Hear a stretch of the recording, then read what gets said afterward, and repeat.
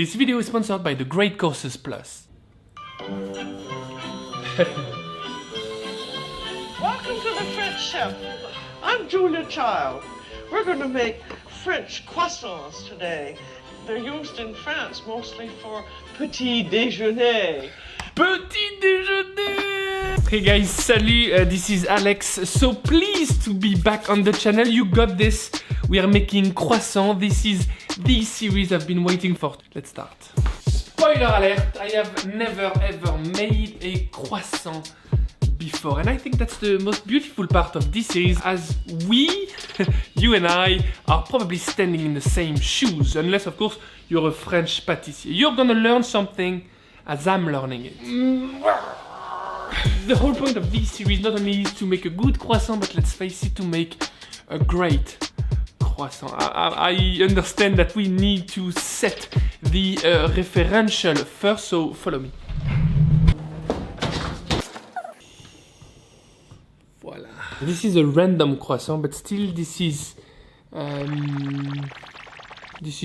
fair croissant. But most importantly, this is probably the croissant you've been exposed to, especially if you live abroad. I mean, outside of France, obviously, since I'm... Okay, let's get a bit technical with this one.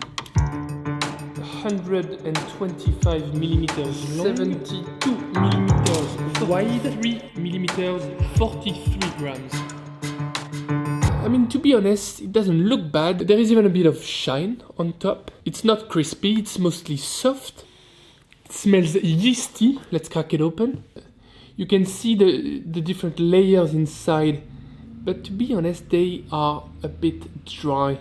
If you try to unwrap it, it does unwrap. It shouldn't, it should just turn into a flaky mess. So yes, I'm definitely getting a slight, distant, very remote croissant vibe somewhere, but I'm definitely not getting the croissant experience. I should probably go and get a real croissant, huh? Yes.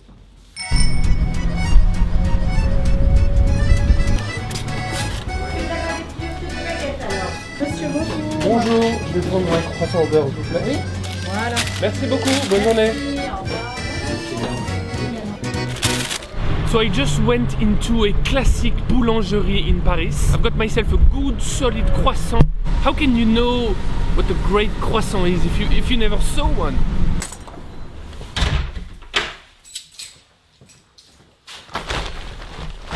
Okay, right, I guess it's sponsor time. The Great Courses Plus is a subscription on-demand video learning service with top-notch lectures and courses from top professors from the Ivy League and other great universities globally, and experts from places like the National Geographic, the Smithsonian and the Culinary Institute of America. You'll get an unlimited access to a huge library of over 11,000 video lectures about anything that interests you: science, math, history, literature, or even how to cook, play chess, or become a better photographer. The lectures can be enjoyed on your TV, tablet, laptop, or on your phone through the Great Courses Plus app. The course I've been enjoying the most is called Food, a Cultural Culinary History. It's about learning how the entirety of human civilization, war, trade, politics, art, religion, and more has been shaped by our relationship with food. It's fascinating. If you go to thegreatcoursesplus.com/FrenchGuyCooking, you can start your own free trial right now. I'll post a link in the description box down below, but for now, let's go back to the crispy business. Now this is what I call a croissant.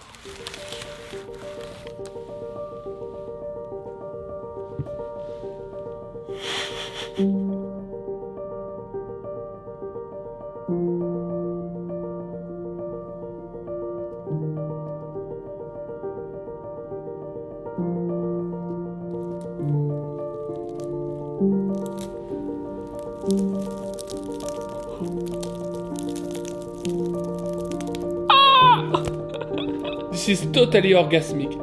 Oh ouais, putain, qu'est-ce que c'est bon. Outrageous smell of butter. Like that, soft, mellow, reassuring, comforting. This is just memory to me. Let's get technical. Whoa, 166 in length, 90 millimeters wide. The view I get right there is just absolutely stunning. All those beautiful layers spread like if there were stairs to heaven. That's how I speak to my croissant in the morning. 47 millimeters high, 65 grams. It's definitely longer, a bit wider, not so much higher, but definitely heavier as well. The anatomy of the croissant is quite simple, but it needs to be specified anyway. You've got the main body in the center, you've got the folds, 1, 2, 3, 4 folds, which makes for 1, 2, 3, 4, 5, 6, 7 different parts. 7 is the classic. Each fold being made of several different layers of dough. I'm not sure if I can count them. Maybe I can. Hold on a second. So around 13, 14 maybe per fold. And then you've got my favorite part in a croissant. The most crispy part of the croissant called the ear. It's like the solilès on a chicken. You know what I mean? It's time to slice it open. That's why I'm excited.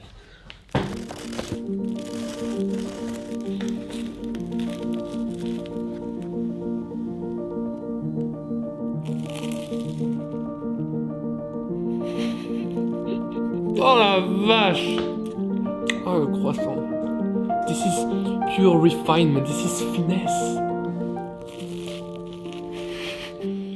Finesse with a kilo of butter, but still finesse. One of the beauties of a croissant stands in the contrast between the outer layers and the inner layers. The outer layers are crispier, lighter, more caramelized, and the inner layers are just softer, moister.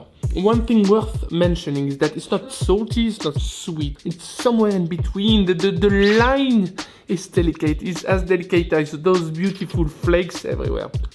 If your croissant is not messy, it's not gonna be a good croissant. You don't want to be fooled by its apparent simplicity. A croissant still is one of the most intimidating, daunting, and technical French pastry ever. The croissant dough is in fact a hybrid between bread dough and puff pastry. It's known as a layered yeast leaven puff pastry. That croissant dough is super specific in the sense that it's a sandwich between a leavened dough, like a bread dough if you want, and butter, obviously. So that sandwich dough is then folded on itself several times, and that is responsible for the amazing puff you get at the end. There are mainly two reasons for that. The first one is that those dough layers will rise during fermentation just because of the activity of yeast, and this butter layer will vaporize during baking time, hence creating spaces in between those layers, and that's how you get the magical puffiness of a croissant. Besides mastering this complicated dough, there's a ton amount of variables that have a tremendous impact on the end product. The type of flour, butter, proofing time, resting time, baking time. Sometimes I'm asking, why? Why am I doing this to myself? Okay, whatever. In the next episode, I'll give it a go with simple ingredients that everybody can get from the supermarket. Am I scared? Yes. Am I nervous? Yes. Will I do it? Take care, bye bye. Salut.